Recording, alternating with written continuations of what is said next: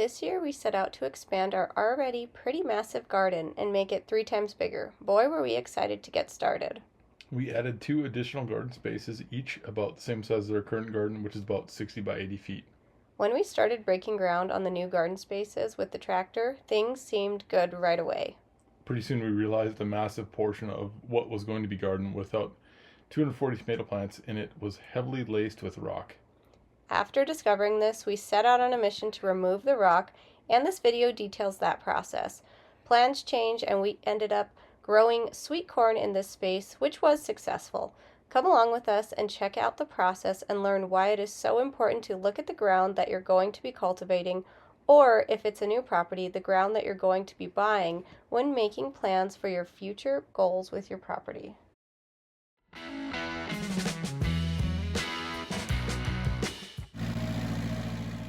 Here we go, starting to break the ground on the new garden space.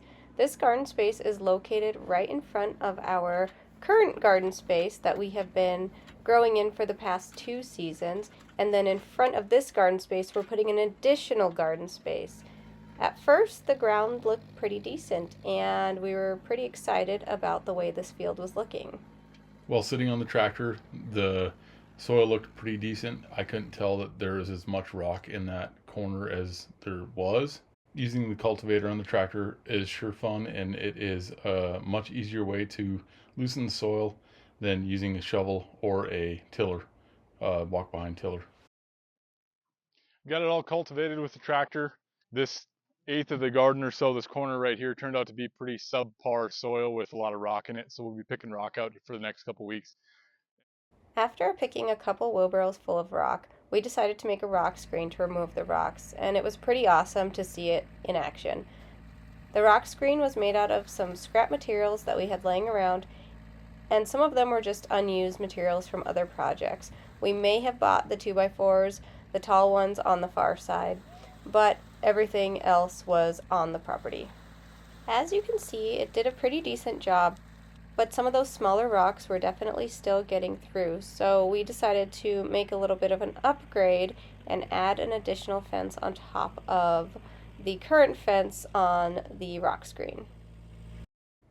We decided to upgrade and make a more fine mesh screen using another layer of fencing. Now the process really begins. John spends a ton of time on the tractor, and he starts to get pretty good with the bucket after he's moving all of this dirt and rock to the rock screen time and time again. There is probably a really good reason for the fact that this rock is here, and that is that literally 2 doors down from us is a sand and gravel pit, a commercial sand and gravel pit. So we kind of knew when we bought this property that there are going to be portions of the property that contain quite a bit of rock. This rock is not evenly spread throughout the property. When we bought it, we literally did take a shovel to various areas of the property, and some areas were pretty decent with very deep topsoil, and others were very shallow and full of gravel. And definitely pretty hard to dig. We thought we could just deal with it and use what was there, but as you can see, we are definitely accumulating many piles of dirt and also quite a bit of rock that has been sifted out of all of this dirt. We did manage to place our other garden in an area that was not this filled with rock, but we have picked, I don't know, maybe 20 wheelbarrows full of rock out of our other garden. So there has been quite a bit of rock picking, but with this field it was a bit extreme.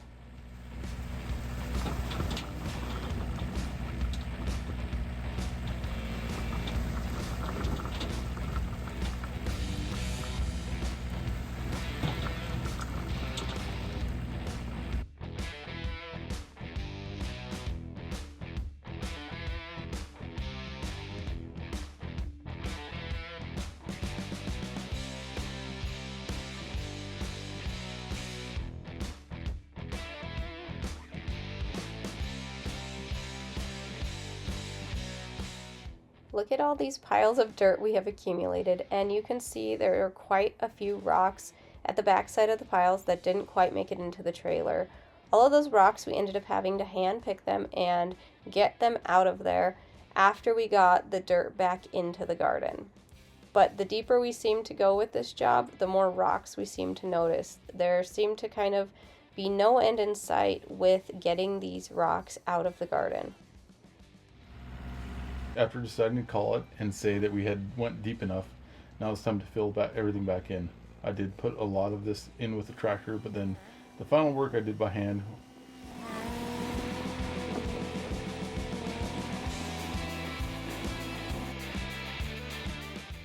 This is easier to do by hand than use a tractor because I could spread it evenly and where it needed to be than using a big giant tractor bucket to dump massive loads of dirt onto certain areas of the garden. So I just did it by hand. It took a little bit, but it was not that hard to do. At this point, it was finally time to add a little bit more back to the soil. We added, I believe, 3 truck beds full of composted manure, horse manure from our neighbor's property into this garden space because at this point we finally decided to pivot and not make this a tomato garden or a garden with tomatoes in it, but instead make it a cornfield. And that's why we wanted all of that extra nitrogen in there. On a side note, we also added a bunch of horse manure to our tomato garden, which was in front of this cornfield and ended up being a big problem with way too much nitrogen. We hadn't quite decided our plans all of the way at this point when all of that horse manure was added to the tomato garden, and this ended up being a pretty big mistake. With that said, we are really glad we decided to not plant the tomatoes in this rocky patch of ground and ended up turning it into a cornfield. We still ended up having quite a bit of dirt work just getting this project all cleaned up so we could finally get to the point where we can lay irrigation and plant this cornfield. One more time with the cultivator, and now we are going to till the garden. I didn't actually get footage of tilling that particular bed, but I did get footage over here, so this was pretty much the process with the tiller, just in our original garden bed. Now we're finally ready to get our irrigation laid and this cornfield planted.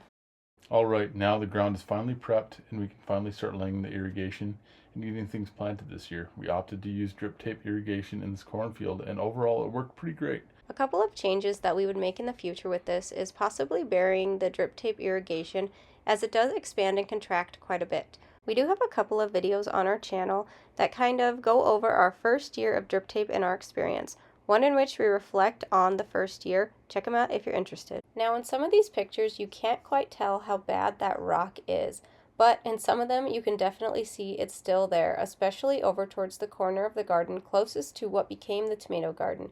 Here's another picture, and you can really see that all that rock that we weren't able to get out is still a problem. Despite the nitrogen issues, the tomato garden and plants ended up doing pretty well for the most part. We did have separate issues in that garden, but that was not to blame on the soil. Now back to the cornfield. We were actually really surprised at how well the corn did in this rocky ground that seemed pretty miserable to grow in. The variety of sweet corn we planted was called Northern Extra Sweet, and it ended up doing pretty well with pretty tall stalks, 5.5 to 6 feet tall, and especially towards the center of the cornfield is where we got this corn stalk height. The ears of the corn also came out pretty decent at about 9 inches, and it was a really yummy and sweet variety that I believe we're going to grow again. We are also so glad that we pivoted and changed this into a cornfield because it was able to do pretty well in this ground, yet the original plan was for it to be a tomato garden. This cornfield also ended up being a nice addition. You can see it over there in this picture and over behind the tomato garden as well.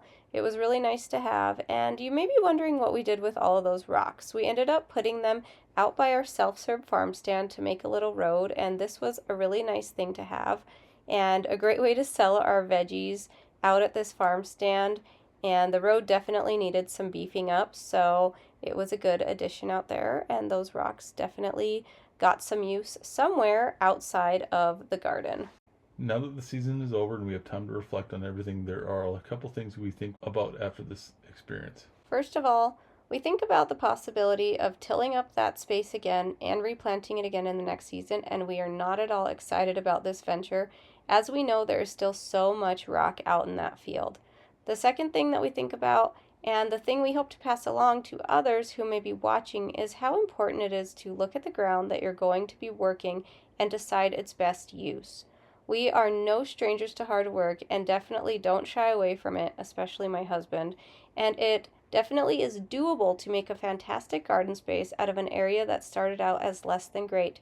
But starting out with soil or a space that is already conducive to what you want to do with it has so many benefits. The time alone that we wasted doing things that had to be done just to prep the space for what we wanted to do with it was so huge. This was a learning curve for us this year, as we have definitely learned a few times in the past about dealing with rock, but this was going a little bit to an extreme level by making a homemade rock picker, so we thought it was worth documenting. Anyways, thanks so much for checking out this video. If you found it interesting or if you can relate, please like and subscribe.